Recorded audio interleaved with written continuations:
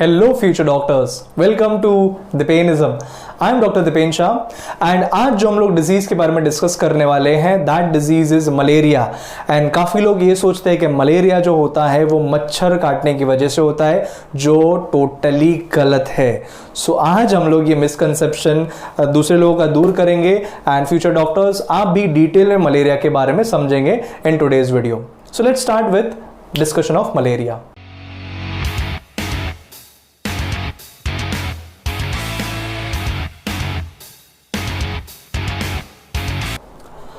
Now malaria जो infection है हम लोग वही फॉर्मेट फॉलो करेंगे जो मैंने प्रीवियसली आपके साथ शेयर किया था इन अमीबियासिस अमीबिक डिसेंट्री में, कि हम लोग वो 6 मेजर पॉइंट्स के हिसाब से हर एक डिजीज को डिस्कस करते जाएंगे।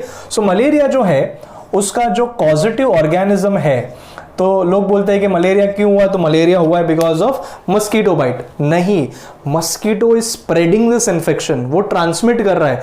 Malaria is caused by a parasite और उस पैरासाइट का नाम है प्लाज्मोडियम।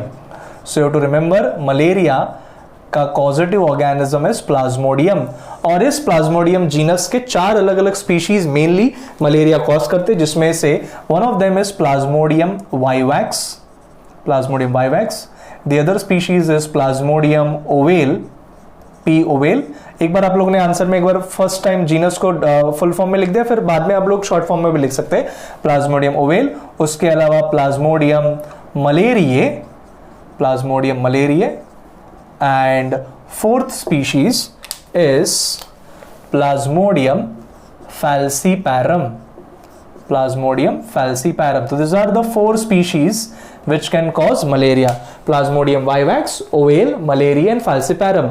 Now future doctors आप लोग ने नोटिस किया होगा कि falciparum को मैंने रेड कलर में लिखा है। Reason, Plasmodium falciparum causes the most severe form of malaria और इस Plasmodium falciparum की वजह से the patient may go into coma also and patient का death भी हो सकता है। तो most severe form of malaria is because of this Plasmodium falciparum। इसीलिए इस कंडीशन को हम लोग मैलिग्नेंट मलेरिया भी बोलते हैं। सो एक इंपॉर्टेंट पॉइंट आप लोग को नीट के लिए पहले ही मैंने डिस्क्राइब कर दिया, फैल्सीपैरम की वजह से it is known as malignant malaria. बाकी सब इतने सीवियर फॉर्म्स के नहीं है। प्लाज्मोडियम ये पॉजिटिव ऑर्गेनिज्म हो गया। Second point is going to be target organ. तो टारगेट ऑर्गन क्या होगा वो डिस्कस कर लेते हैं।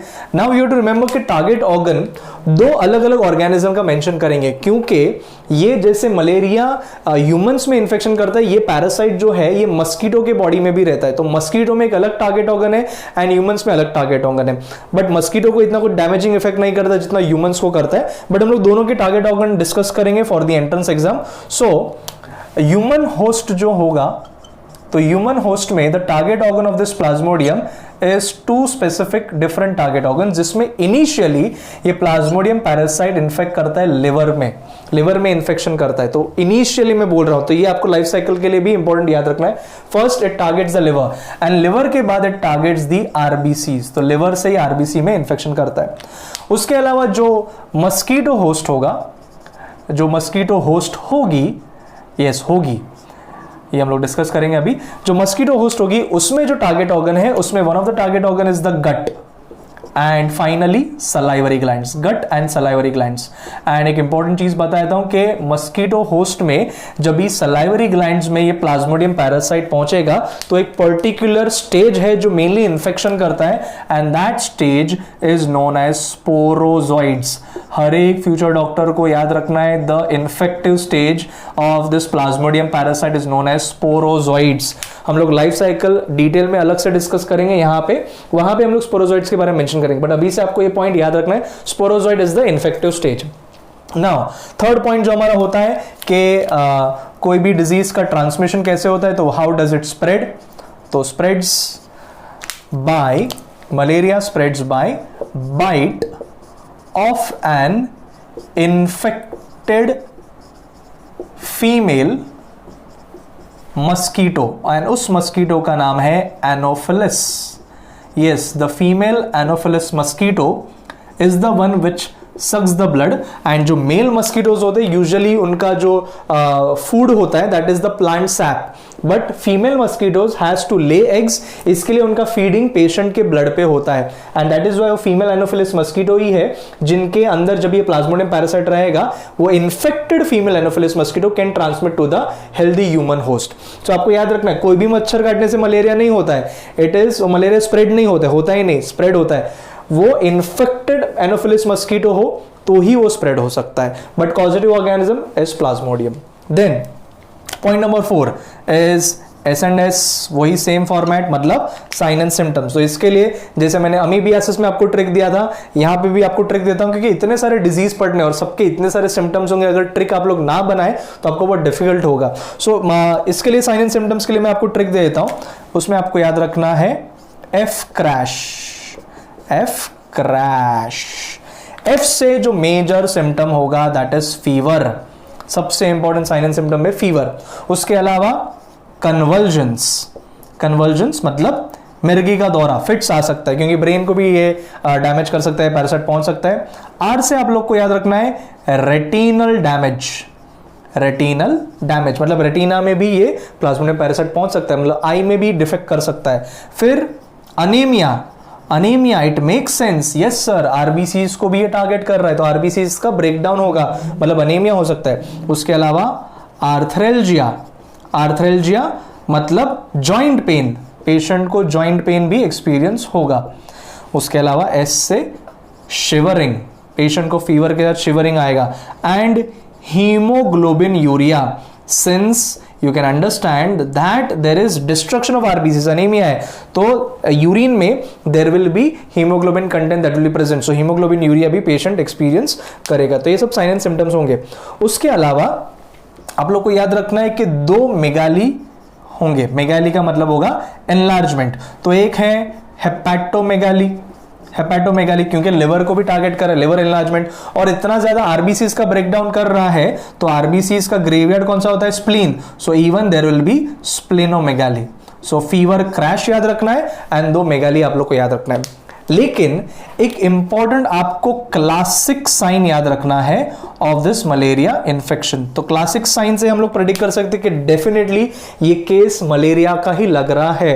तो क्लासिक साइन जो पेशेंट में ऑब्जर्व किया जाता है दैट इज इनिशियली पेशेंट को फीवर आएगा and fever is followed by sweating and shivering. तो इनिशियली पेशेंट को हाई फीवर प्रोड्यूस होगा, देन स्वेटिंग एंड शिवरिंग चालू हो जाएगा, एंड ये 4 to 6 आवर्स तक पेशेंट को ये कंटिन्यू होगा। एंड 4 to 6 आवर्स में होने के बाद ये एपिसोड वापस से रिपीट होगा। This episode repeats every 2 or 3 days depending on कौन से स्पीशीज से इन्फेक्शन हुआ है। तो एवरी 2 days मतलब आफ्टर एवरी 48 आवर्स ये साइकिल वापस से रिपीट होगा।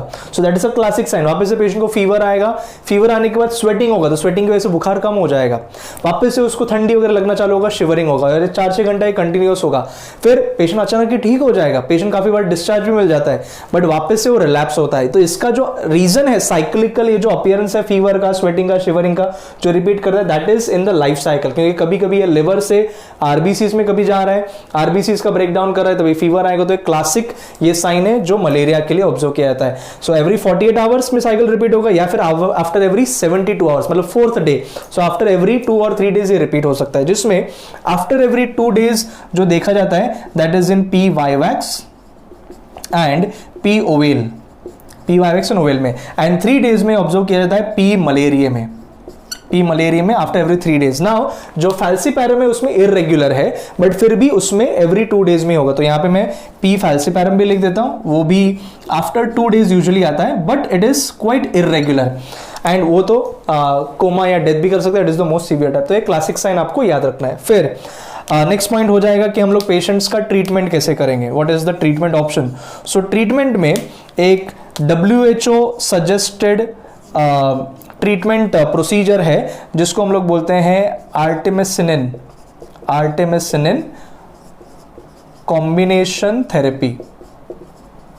Yes, artemisinin is a name of the drug that is known as ACTs। तो आर्टेमिसिनिन कॉम्बिनेशन थेरेपी, जहां पे हम लोग पेशेंट्स को आर्टिसोनेट के साथ अलग अलग कॉम्बिनेशन ऑफ ड्रग दे सकते हैं, जैसे कि हम लोग पेशेंट को दे सकते हैं एज क्विनिन के मेडिसिन दे सकते हैं अलग से सेपरेटली, या फिर आर्टिसोनेट के साथ हम लोग उसको पेशेंट को दे सकते हैं एज सल्फोनामाइड्स। तो ये सब हम लोग पेशेंट्स को ट्रीटमेंट ऑप्शन में दे सकते हैं। तो this is known as different combination therapy. Most important is quinine drugs. Quinine जो मेडिसिन है ये बहुत इंपॉर्टेंट है नीट के लिए, जो एक पर्टिकुलर प्लांट से आता है जिसका नाम है सिनकोना प्लांट। सिनकोना प्लांट से ये ऑब्टेन किया जाता है क्विनिन नाम के medicine which are very effective anti malaria drugs. So ये artemisinin, this are synthetic medicine जिसमें आर्टिसोनेट के साथ सल्फोनामाइड्स वगैरह ऐसे डिफरेंट टाइप्स के मेडिसिन होते हैं। क्विनिन के बहुत सारे टाइप्स आप लोग मेडिसिन में डिटेल में डिस्कस करेंगे। तो ये ट्रीटमेंट हो गया। लास्ट आता है प्रिवेंशन, एक ऐसे डिजीज को हम लोग प्रिवेंट कर सके।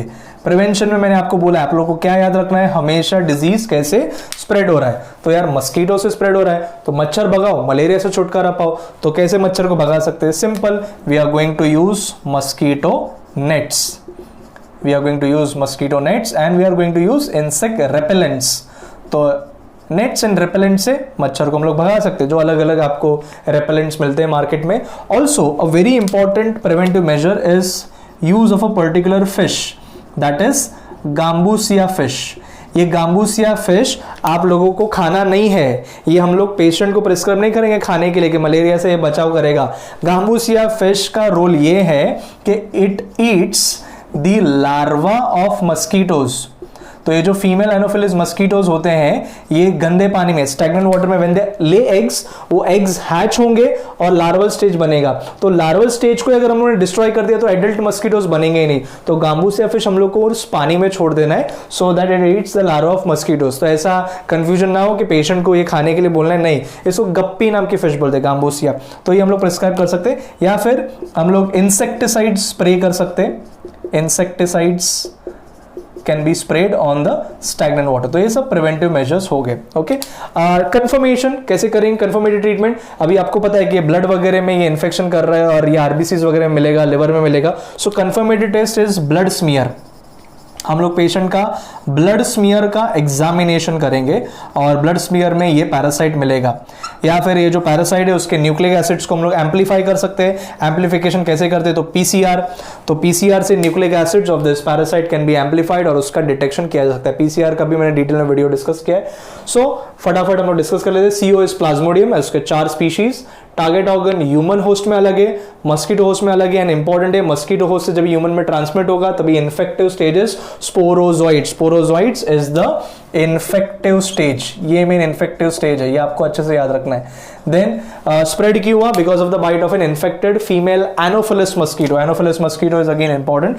फिर sign and symptoms, fever, crash मैंने शॉर्ट फॉर्म दे दिया, एंड 2 मेगाली एंड एक क्लासिक साइन दिया है जो एवरी 2 days या 3 days रिपीट होगा depending on the species. Treatment में WHO प्रिस्क्राइब्ड ACTs है, आर्टिमिसिनिन कॉम्बिनेशन थेरेपी, जिसमें आर्टिसोनेट के साथ सल्फोनामाइड्स या क्विनिन नाम के मेडिसिन दे सकते हैं। प्रिवेंशन में क्या क्या कर सकते हैं वो भी डिस्कस कर लिया, कैसे हम लोग मच्छर को भगाओ एंड मलेरिया से छुटकारा पाओ। And confirmative test by blood smear examination and PCR testing कर सकते हैं। So stay tuned for my further videos. That's all from दीपेनिज्म।